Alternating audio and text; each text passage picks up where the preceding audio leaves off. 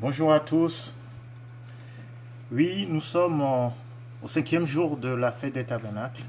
Et aujourd'hui, je voudrais vous parler de deux points essentiels que Jésus a montrés pendant cette fête de tabernacle. Il a montré que il est la source d'eau vive. Si quelqu'un a soif, s'il vient à lui, vraiment, il n'aura plus jamais soif. Et des fleuves d'eau vive couleront de son sein. Et une deuxième chose qu'il a montré, il a montré qu'il est aussi la lumière du monde. Et pendant cette fête de tabernacle, au fait, le peuple hébreu se rappelait que sans la pluie, il n'y a pas de récolte. Et il y avait une grande fête qu'on appelle la cérémonie du puisage d'eau. C'était une fête qui était célébrée avec grande joie. Et c'est en ce moment que Jésus a dit: si quelqu'un a soif, qu'il vienne à moi. De même, on a besoin de la lumière pour que vraiment toute semence puisse vraiment germer. Et Jésus, dans le même contexte, a dit: oui, je suis la lumière du monde. Alors, je vous laisse écouter vraiment deux passages dans Jean 7 et dans Jean 8, ce que le Seigneur Jésus-Christ vraiment nous a dit. Il se révèle vraiment comme le tabernacle des hommes. Et même dans le chapitre 8, il se révèle comme le refuge pour une femme qui était accusée d'adultère. On l'a amenée auprès de Jésus. Et au fait, on l'a menée dans son refuge. Jésus est vraiment notre tabernacle. Elle a été sauvée parce qu'on l'a amenée auprès de Jésus. Auprès de Jésus, tu peux tout trouver. Viens à lui tel que tu es. Il dit: venez à moi, vous tous qui êtes fatigués et chargés. Cette femme était chargée. Et je vous donnerai le repos de votre âme. Alors, bonne écoute. On va écouter Jean 7 et Jean 8. Et je reviens vers vous après. Jean, chapitre 7. Après cela, Jésus continue à aller dans toute la Galilée.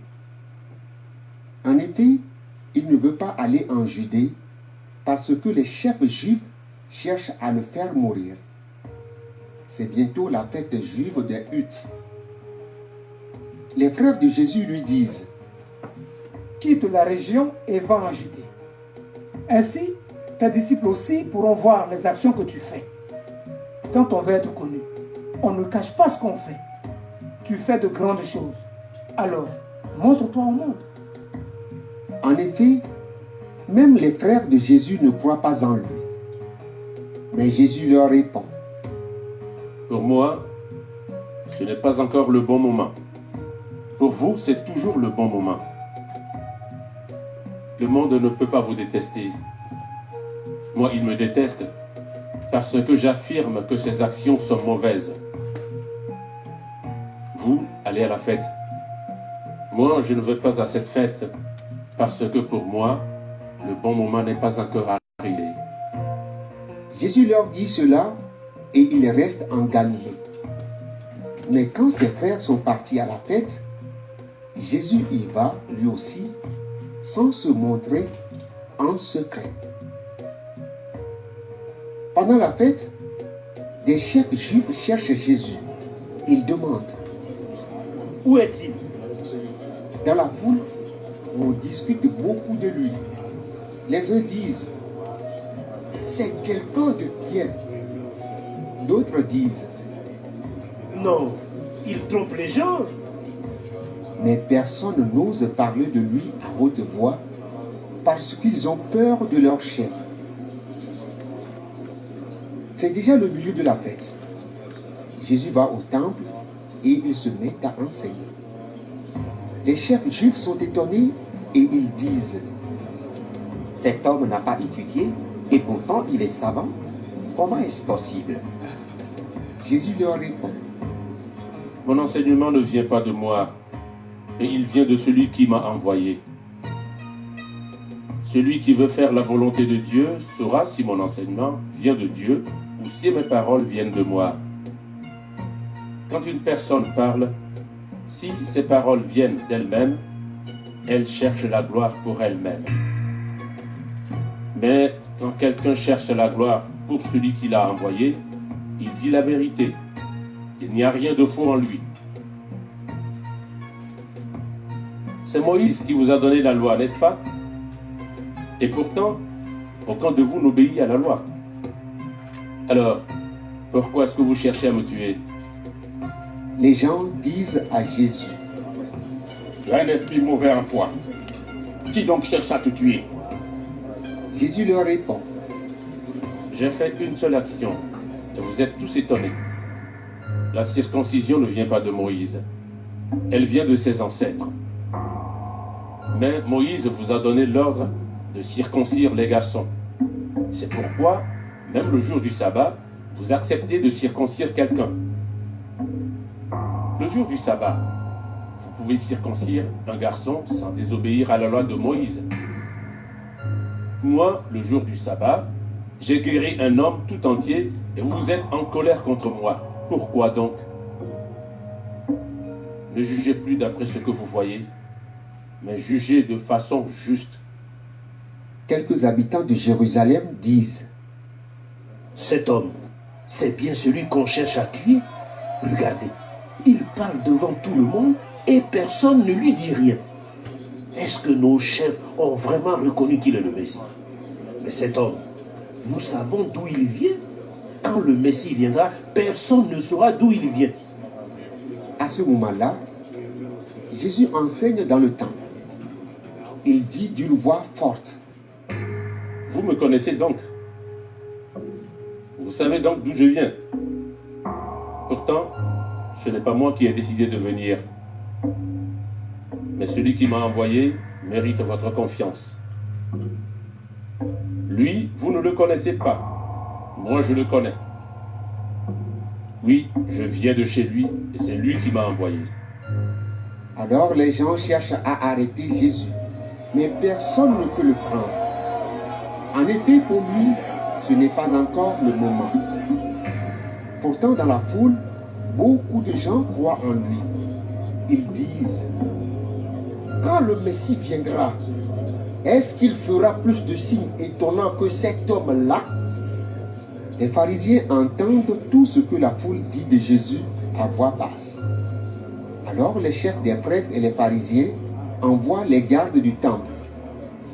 Jésus dit, Je suis encore avec vous pour peu de temps. Ensuite, j'irai retrouver celui qui m'a envoyé. Vous me chercherez et vous ne me trouverez pas, parce que vous ne pouvez pas aller là où je vais. alors les Juifs se demandent entre eux, Où va-t-il aller? À un endroit où nous ne pourrons pas le trouver? Est-ce qu'il va aller chez les Juifs qui vivent parmi les Grecs? Est-ce qu'il va enseigner aux Grecs?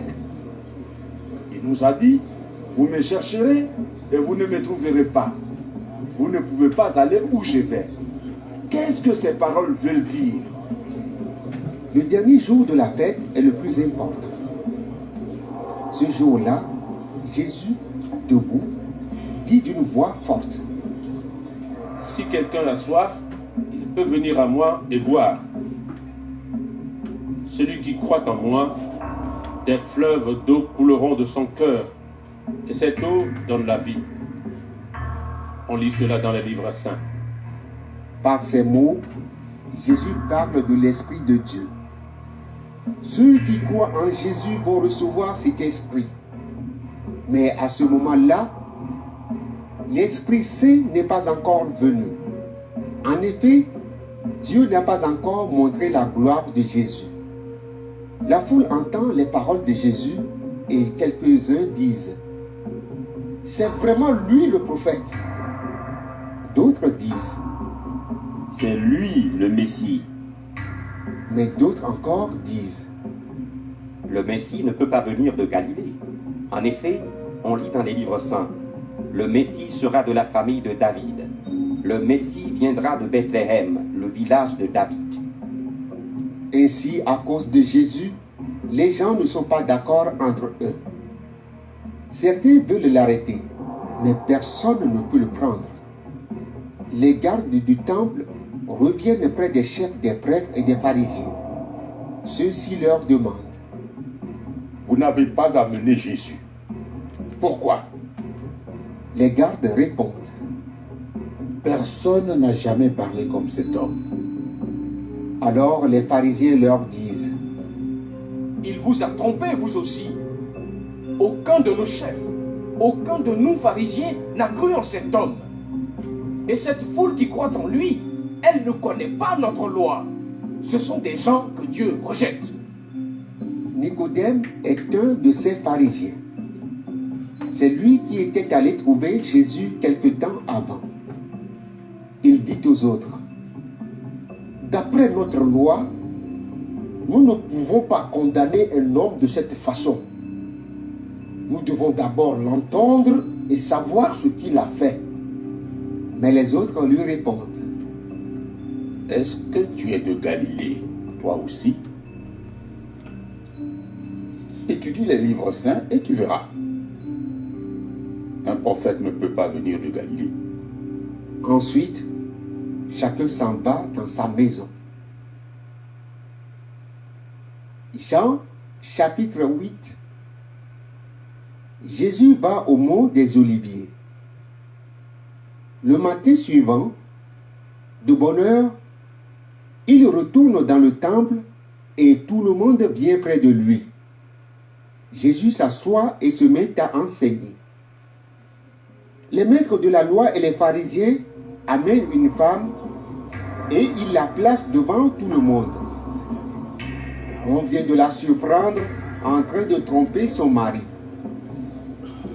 Les maîtres de la loi et les pharisiens disent à Jésus, Maître, on a surpris cette femme juste au moment où elle trompait son mari. Dans la loi, Moïse nous a commandé de tuer ces femmes-là en leur jetant des pierres. Et toi, qu'est-ce que tu dis? Ils disent cela pour lui tendre un piège. En effet, ils veulent avoir une raison pour l'accuser. Mais Jésus se baisse et il se met à faire des traits sur le sol avec son doigt. Les maîtres de la loi et les pharisiens continuent à l'interroger. Alors, Jésus se redresse et leur dit, Parmi vous, celui qui n'a jamais fait de péché, qu'il lui jette la première pierre. Ensuite, Jésus se baisse de nouveau et il se remet à faire des traits sur le sol. Quand les gens entendent ces paroles, ils s'en vont l'un après l'autre, les plus vieux d'abord. Jésus reste seul avec la femme et elle est toujours là devant lui. Jésus se redresse et lui dit, Où sont-ils? Personne ne t'a condamné? La femme lui répond, Personne, Seigneur. Jésus lui dit, Moi non plus, je ne te condamne pas. Tu peux t'en aller. Et maintenant, ne fais plus de péché. De nouveau, Jésus parle à la foule. Il dit, La lumière du monde, c'est moi. Si quelqu'un me suit, il ne marchera pas dans la nuit, mais il aura la lumière qui donne la vie. Alors les pharisiens lui disent, Tu es témoin pour toi-même, donc ce que tu dis n'est pas valable. Jésus leur répond, Oui, je suis témoin pour moi-même, mais ce que je dis est vrai. En effet, je sais d'où je suis venu, et je sais où je vais. Mais vous ne savez pas d'où je viens, et vous ne savez pas où je vais. Vous jugez à la manière humaine. Moi, je ne juge personne, et même quand je juge, mon jugement est juste. En effet, je ne suis pas seul pour juger. Je suis avec le Père qui m'a envoyé. Dans votre loi, on lit, quand deux témoins disent la même chose, on doit croire ce qu'ils disent. Je suis témoin pour moi-même, et le Père qui m'a envoyé est aussi mon témoin. Les pharisiens lui demandent, Où est ton Père? Jésus leur répond, Vous ne me connaissez pas, et vous ne connaissez pas mon Père non plus. En effet, si vous me connaissiez, vous connaîtriez aussi mon Père. Jésus leur dit cela au moment où il enseigne dans le temple. Il est près de l'endroit où on met les offrandes. Personne ne l'arrête parce que pour lui, ce n'est pas encore le moment. Jésus leur dit encore: Je vais partir et vous me chercherez. Mais vous allez mourir dans votre péché. Vous ne pouvez pas aller là où je vais. Alors les Juifs se disent: Est-ce qu'il va se tuer? En effet, il dit: Vous ne pouvez pas aller là où je vais. Jésus leur dit: Vous êtes d'en bas et moi, je suis d'en haut. Vous appartenez à ce monde et moi, je n'appartiens pas à ce monde. C'est pourquoi je vous ai dit, vous allez mourir dans vos péchés. Oui, vous allez mourir dans vos péchés si vous ne croyez pas que moi, je suis. Il lui demande: Qui es-tu? Jésus leur répond: Depuis le début, je vous le dis. J'ai beaucoup de choses à dire sur vous et beaucoup à juger. Mais celui qui m'a envoyé dit la vérité, et ce que j'ai appris de lui, je le dis au monde. Ils ne comprennent pas qu'il leur parle du Père. Alors Jésus leur dit: Quand vous placerez le Fils de l'homme en haut, vous saurez que moi, je suis. Vous saurez que je ne fais rien par moi-même, mais je dis ce que le Père m'a enseigné. Celui qui m'a envoyé est avec moi. Il ne m'a pas laissé seul, parce que je fais toujours ce qui lui plaît. Au moment où Jésus dit cela, beaucoup de gens croient en lui. Jésus dit aux Juifs qui ont cru en lui: Si vous restez fidèles à mes paroles, vous serez vraiment mes disciples. Vous connaîtrez la vérité, et la vérité vous rendra libre. Ils lui disent: Nous sommes de la famille d'Abraham et nous n'avons jamais été esclaves de personne. Comment peux-tu nous dire, vous deviendrez libres? Jésus leur répond: Oui, je vous le dis, c'est la vérité. Tous ceux qui font des péchés sont esclaves du péché. L'esclave ne reste pas toujours dans la famille. Le Fils, lui, reste dans la famille pour toujours. Donc, si le Fils vous rend libre, vous serez vraiment libre. Je sais que vous êtes de la famille d'Abraham, mais vous cherchez à me faire mourir parce que vous n'acceptez pas mes paroles. Moi, je dis ce que j'ai vu chez mon Père, mais vous faites ce que vous avez appris de votre Père. Ils lui répondent: Notre Père, c'est Abraham. Jésus leur dit: Si vous étiez les enfants d'Abraham, vous feriez comme Abraham. Moi, je vous ai dit la vérité que j'ai apprise de Dieu. Pourtant, maintenant, vous cherchez à me faire mourir. Abraham n'a pas fait cela. Vous faites comme votre père. Ils lui répondent: Nous ne sommes pas des enfants illégitimes. Nous avons un seul Père, c'est Dieu. Jésus leur dit: Si Dieu était votre Père, vous m'aimeriez. En effet, je suis venu de Dieu et je suis ici à cause de lui. Ce n'est pas moi qui ai décidé de venir, mais c'est Dieu qui m'a envoyé. Vous ne comprenez pas ce que je dis. Pourquoi? Parce que vous ne pouvez pas écouter mes paroles. Votre père, c'est l'esprit du mal, et vous voulez faire ce que votre père désire. Lui, c'est un assassin depuis le début. Il n'est jamais resté dans la vérité, parce qu'il n'y a pas de vérité en lui. Sa façon normale de parler, c'est de dire des mensonges. En effet, il est menteur, et c'est le père du mensonge. Mais moi, Je dis la vérité. Et c'est pourquoi vous ne me croyez pas. Parmi vous, qui peut prouver que j'ai fait des péchés? Je dis la vérité, mais vous ne me croyez pas. Pourquoi donc? Si une personne appartient à Dieu, elle écoute les paroles de Dieu. Mais vous ne m'écoutez pas, parce que vous n'appartenez pas à Dieu. Alors les Juifs disent à Jésus, Nous avons bien raison de dire, tu es un Samaritain, et il y a en toi un esprit mauvais. Jésus leur répond, Non, il n'y a pas d'esprit mauvais en moi, mais je respecte mon Père. Et vous ne me respectez pas. Je ne cherche pas ma gloire.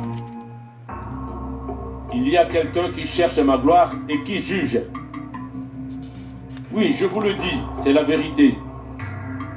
Si quelqu'un obéit à mes paroles, il ne mourra jamais. Les Juifs disent à Jésus, Maintenant nous le savons, il y a en toi un esprit mauvais.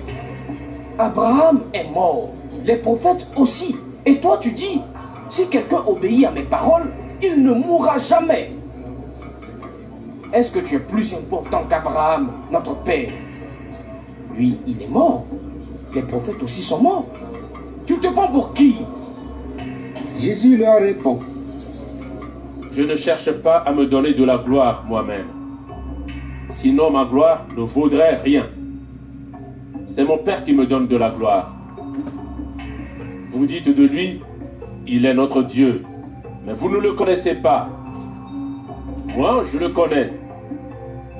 Si je disais, je ne le connais pas, je serais un menteur comme vous. Mais je le connais et j'obéis à sa parole. Abraham, votre père, a été dans la joie. En effet, il a espéré voir le jour où j'allais venir. Il l'a vu et il a été rempli de joie. Les Juifs disent à Jésus, Tu n'as pas encore 50 ans et tu as vu Abraham? Jésus leur répond, Oui, je vous le dis, avant qu'Abraham existe, je suis. Alors, il ramasse des pierres pour les lancer sur Jésus, mais il se cache et il sort du temple. Jean, chapitre. Alors on va s'arrêter là. Merci à mes auditeurs. Bonsoir Bruno, Antoinette, Marie, Odile. Et juste pour insister sur un point, voilà le Seigneur pendant cette fête de tabernacle. Tabernacle veut dire demeure, tente, cabane. Et tabernacle rappelle vraiment que Dieu vraiment est venu parmi nous en Jésus. Dieu a tabernaclé parmi nous. Dieu habite parmi nous. Alors pour ne pas trop retenir, je vais juste lire quelques points. Dans Jean 7, verset 37, il dit « Le dernier jour, le grand jour de la fête, Jésus se tenant debout s'écria « Si quelqu'un a soif, qu'il vienne à moi et qu'il boive. Celui qui croit en moi, des fleuves d'eau vive couleront de son sein, comme dit l'Écriture. Il dit cela de l'Esprit que devaient recevoir ceux qui croiraient en lui, car l'Esprit n'était pas encore, parce que Jésus n'avait pas encore été glorifié. » Amen. Donc il parlait du Saint-Esprit. Donc le dernier jour de la grande fête, donc la fête des tabernacles. C'est dans ce contexte que Jésus a prononcé cette parole. C'est lui vraiment la source d'eau vive. Et il invite tous les hommes à aller vers lui. Et dans Jean 8, il est toujours dans le temple qui rappelle le tabernacle. Et là, on lui amène une femme adultère. Et cette femme adultère, on l'amène auprès de Jésus. Mais ses accusateurs ne savaient pas qu'il l'amenait auprès vraiment de Jésus. Jésus deviendrait son refuge. Parce que Jésus a sauvé cette femme. Jésus a dit aux hommes qui étaient là, le premier d'entre vous qui n'a jamais péché, qui jette la première pierre, et personne n'a pu jeter la première pierre.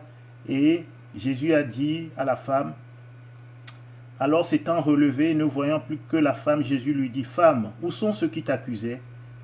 personne ne t'a-t-il condamné? Elle répondit, non Seigneur. Et Jésus lui dit, je ne te condamne pas non plus, va et ne pêche point. Oui, pendant cette fête de tabernacle, c'est ce que le Seigneur est pour nous. Malgré les accusations du monde, malgré tout ce qui peut peser contre nous, malgré tout ce qui nous condamne, nous pouvons trouver notre refuge auprès du Seigneur. Allons à lui, allons chercher sa présence. C'est pourquoi il leur dit, sortez de votre confort, allez dans des tentes et pensez à votre Dieu, cherchez votre refuge en lui, cherchez sa présence.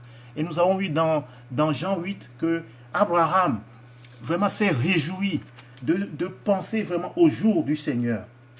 C'est un moment de joie. Rien qu'à penser au Seigneur, ça nous donne une grande joie. Amen. Ça nous donne une grande joie. Abraham a pensé à Jésus et cela l'a rempli d'une grande joie. Et je finis par ce point, c'est que le Seigneur a dit également, si vous demeurez dans ma parole, donc demeurons dans sa parole, que sa parole soit comme un tabernacle pour nous. Demeurons dans sa parole. Si vous demeurez dans ma parole, il dit, vous êtes vraiment mes disciples, vous connaîtrez la vérité et la vérité vous affranchira. Donc Jésus dit ça dans ce contexte pour nous et cela est d'actualité pour nous. Demeurons dans sa parole. Allons chercher notre refuge dans sa parole. Que sa parole soit notre tabernacle. Et juste avant, verset 29, Jésus disait à tous ceux qui étaient là que le Père était avec lui. Pour lui-même, son Père était son tabernacle. Il dit, celui qui m'a envoyé est avec moi. Il ne m'a pas laissé seul. Parce que je fais toujours ce qui lui est agréable. Il n'est jamais seul. Celui qui se confie en Jésus n'est jamais seul. Le Seigneur est toujours avec lui. Et il dit plus tard au verset 35, « Or l'esclave ne demeure pas toujours dans la maison. Le Fils y demeure toujours. » Donc il nous enseigne encore sur le tabernacle. Demeurer dans la maison de Dieu. Plus haut, il nous dit, demeure dans sa parole. Et là, il nous dit, demeure dans la maison de Dieu. Demeure dans la présence de Dieu. Parce que tu es son Fils. Il est ton Père. Amen. Et ensuite, plus tard, au verset 51, il nous dit, garde ma parole. Donc, quand sa parole, on la reçoit, il faut que nous-mêmes, on devienne comme un tabernacle, un temple du Saint-Esprit, un temple de sa parole. Il dit, celui qui garde ma parole, il ne verra jamais la mort. Donc, il nous promet la vie éternelle. Si nous saisissons sa parole et que nous gardons sa parole, eh bien, nous allons vraiment connaître la vie éternelle, la vie Zoé, la vie de Dieu sera en nous. Alors, mes bien-aimés, pendant cette fête vraiment de tabernacle, réjouissons-nous dans le Seigneur. Allons chercher notre refuge auprès de lui. Il est là pour nous, il nous aime, il veut nous donner sa joie. Il y a d'abondantes joies dans sa présence. Il y a des délices éternelles dans sa présence. Soyez bénis et bonne soirée. Merci pour votre écoute.